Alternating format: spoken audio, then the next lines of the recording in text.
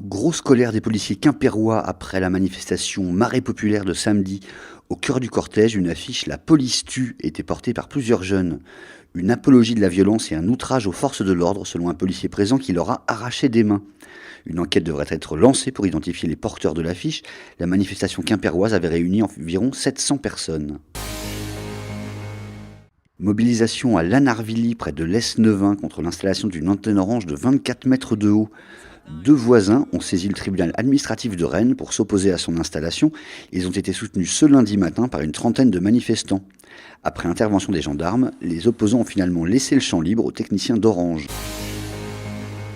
18 monuments français ont été qualifiés de prioritaires pour bénéficier des fonds du Loto Patrimoine porté par l'animateur de télévision Stéphane Bern. Parmi eux, un seul monument breton, Fort Cigogne au Glénan, propriété de l'État loué à la célèbre école de voile. Il figurera à partir du 3 septembre, comme les autres, sur les tickets de grattage du jeu.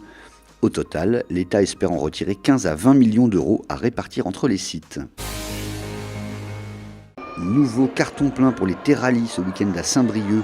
22 000 personnes ont répondu présent à l'appel des agriculteurs et éleveurs bretons. Parmi elles, de nombreux enfants qui sont allés jusqu'à présenter veaux et même taureaux sur le ring d'honneur. La relève est assurée. Nouveau parcours, maison d'accueil complètement repensée. Le site des mégalithes de Saint-Just, près de Redon, a fait peau neuve cet hiver.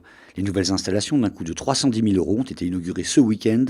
Avec elles, les responsables espèrent augmenter la fréquentation du site, le deuxième de Bretagne après Carnac, dont les premiers menhirs ont été érigés 4500 ans avant Jésus-Christ. Quelques 15 000 personnes y passent chaque année contre 600 000 à Carnac.